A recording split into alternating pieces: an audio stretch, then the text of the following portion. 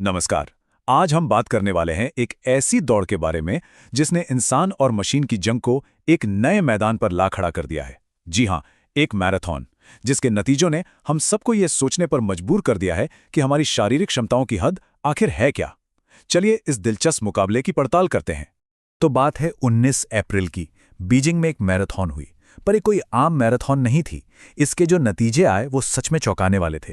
Lightning नाम के एक रोबोट ने इंसानी धावक को एक बहुत बड़े अंतर से पीछे छोड़ दिया। ये सिर्फ एक दौड़ की जीत हार नहीं थी, बल्कि टेक्नोलॉजी के इतिहास में एक नया मील का पत्थर था।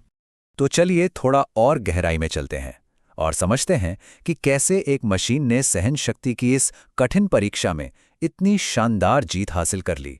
देखिए, ये कोई मामूली दौड़ नहीं थी। 21 किलोमीटर की रेस, और एक रोबोट ना सिर्फ इंसानों के साथ दौड़ रहा था, बल्कि उन्हें हरा भी रहा था। ये टेक्नोलॉजी और इंसानी शारीरिक क्षमताओं के बीच समझिए एक नए चैप्टर की शुरुआत है। लेकिन असली हैरानी की बात तो जीत का मार्जिन था। कितना? करीब करीब 17 मिनट। आप सोचिए, ये कुछ सेकंड या एक आध मिनट का फासला नहीं है। ये एक ऐसा फासला है जो हमारी सोच को सीधी चुनौती देता है। पर भविष्य की बात करने से पहले एक कदम पीछे चलते हैं। ये समझते हैं कि आखिर ये मैराथन इतनी खास चीज है क्यों, इसकी जड़ें कहाँ हैं। ये जो मैराथन है ना, इसकी कहानी कोई नई नहीं है। ये तो करीब 2500 साल पुरानी है। इसकी शुरुआत एक जंग से हुई थी, जहां एक छोटी सी सेना ने एक बहुत बड़े साम्राज्य को धूल चटा दी थी।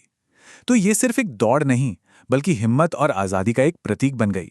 वो ग्रीक सैनिक वो सिर्फ एक मैसेज पहुंचाने के लिए 42 किलोमीटर तक बिना रुके दौड़ा था।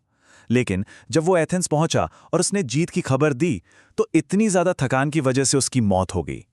उसी के उस त्याग और जबरदस्त सहन शक्ति को सम्मान देने के लिए इस दौड़ का नाम मैराथन रखा गया। तो चलिए अब वापस आज के जमाने में आते हैं रोबोट्स पर। मैराथन में रोबोट की ये जो जीत है ना, ये कोई अकेली घटना नहीं है।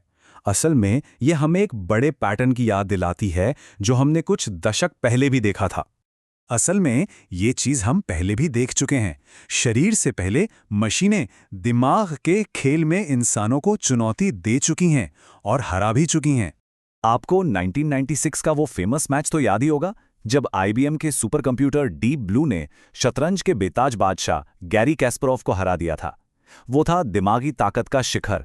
और आज एक रोबोट ने फिजिकल यानी शारीरिक सहन शक्ति के शिखर को छू लिया है।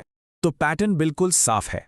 जो क्रांति दिमागी खेलों में शुरू हुई थी, वो अब फिजिकल मैदान पर भी पहुंच चुकी है। इसे रोबोट युग का एक ऐतिहासिक मोड़ कहना गलत नहीं होगा। तो अब सवाल यह है कि इसका मतलब क्या है? ये सब हमें कहां ले जा रहा है? इंसानी क्षमता के लिए इसके क्या मायने हैं? और शायद सबसे चौंकाने वाली बात है वो स्पीड जिससे ये सब हो रहा है। आप अंदाजा लगाइए, कुछ साल पहले तक रोबोट्स को यही मैराथन पूरी करने में करीब 2 घंटे 40 मिनट लगते थे, और आज लाइटनिंग ने इसे सिर्फ 50 मिनट में कर दिखाया। ये तो एक जबरदस्त छलांग है। और यहीं पर हम एक बड़े सवाल पर आकर रुकते हैं। सोचिए, जब मशीनें हमारे दिमाग की हदें भी पार कर सकती हैं और हमारे शरीर की भी, तब इंसान होने का असली मतलब क्या होगा? हमारी असली पहचान क्या होगी? ये एक ऐसा सवाल है जिस पर शायद हम सबको मिलकर सोचना होगा।